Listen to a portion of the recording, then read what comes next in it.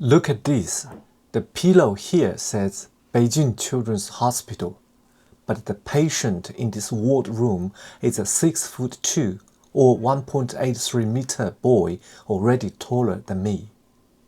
This is my son, and he has got the body of a full-grown adult, but he's still just a 15-year-old kid who needs surgery to remove a metal plate from his chest. He got this metal plate planted into his chest in this same hospital 2 years ago. Although he looks he should be in an adult hospital, we are still stuck here in the children's ward. It's kind of a perfect symbolism for where we are right now, honestly. He's stuck between being a kid and being an adult, and I'm stuck being a dad who doesn't know how to talk to him anymore. We haven't had a real conversation in 6 months. Asking how school is, he gives me one-word answers. Tell him to stop staying up all night playing games. He slams his door and doesn't come out for hours. I'm a middle-aged guy with a stressful job on contract. I have spent days and nights non-stop in recent half-year for project pushed over to me. But I can't solve the problem of my own son not wanting to redirect his time on the phone to his study.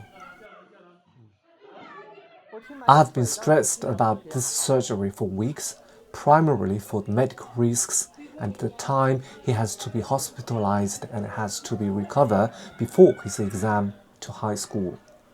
And obviously, we have no solution to make any change or just earn the time back. I don't want to use the cliché to say that after this life and death danger of a surgery, I would reconcile with my son and accept whoever he is. But there are many touching moments that help me to rethink our father and son relationships. If you are new here, I make videos about the real and glamorous side of ordinary people's life in China that doesn't make the news. I make this video to document my own life and experience, and thinking this might be a topic people in other countries and places could relate to. Hit subscribe if you want to see more stories like this. 你好，这里是自贡工大，看病请找多少遍？谢谢配合。 Beijing Children's Hospital is one of the best pediatric hospitals in the whole country. Families travel thousands of miles from every part of China just to get their kids treated here. The whole place is a total maze, and even though I'm from Beijing, I still get lost every time I come here. I spent 2 hours running up and down between floors this morning, paying fees, picking up test reports, getting X-ray printed, grabbing medicine from the pharmacy. After I was running around, I was so exhausted. But then I looked at all the other parents in the hallways and held my tongue to say anything. There are parents squatting, sitting, or even lying in every corner of the hospital. Most of them are from other parts of the country, travel for days to get here, and then they have to be around in the hospital, while the children are waiting for the diagnosis or waiting for the bed.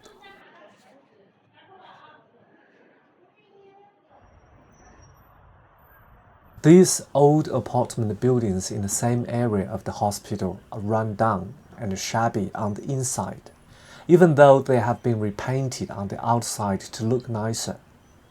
These buildings are the most popular places for these families to rent. A single apartment gets split into 4 or 5 tiny rooms, each rented to a different family. They're cramped, not very clean, and way more expensive than they should be. But they are still preferred options for these parents. These buildings are right next to the hospital, and with the kitchen, the parents can cook their kids' favorite food when needed.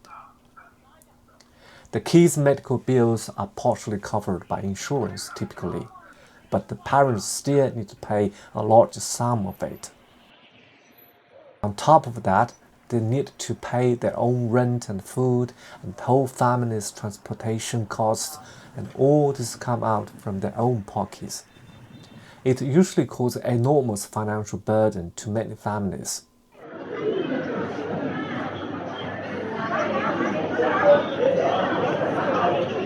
Due to the complicated and seriousness of the disease that brought them to this hospital, quite some families have to give up everything to be here.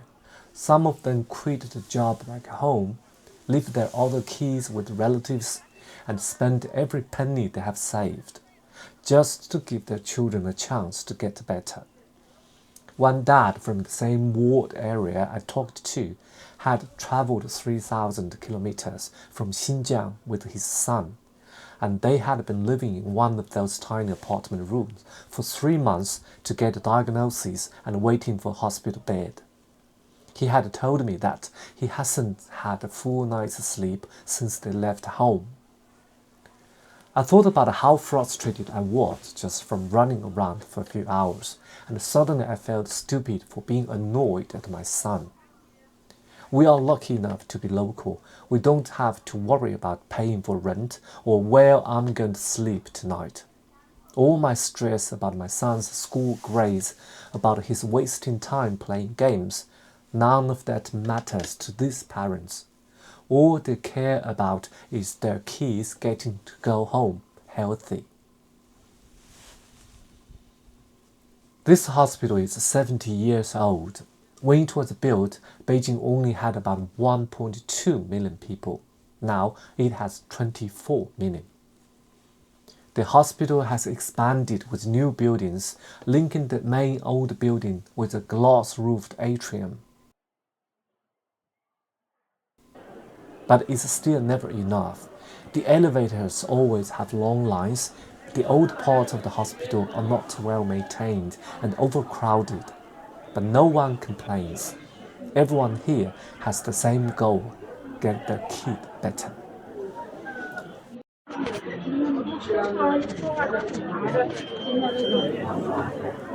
My son's surgery took an hour and a half. I waited outside the operating room the whole time, staring at the door. The children's hospital are usually full of parents and grandparents, and it has been really crowded. In that noisy environment, all I could think about was every fight I had with my son in the past year, every time I eventually gave up stopping him from using mobile phones, every time I told him he could have done better if he would try a bit harder with his study. I kept replaying all those moments in my head, thinking about what I would do if something went wrong during his surgery.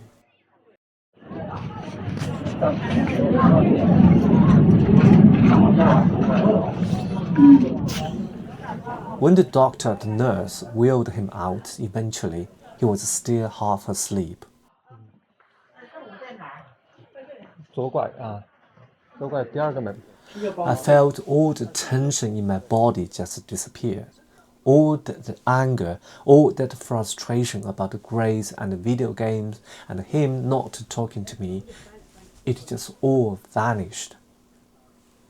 Walking him back to the ward, I realized I have been an idiot the whole time. I've been so worried about him getting into a good high school, which is more competitive than getting into a university in many ways. I forgot the most basic thing. None of that matters if he's not healthy.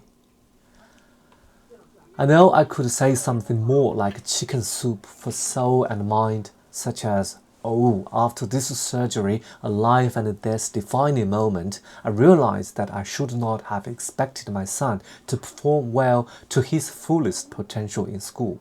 No, I don't want to say things that might sound cheap and like an excuse.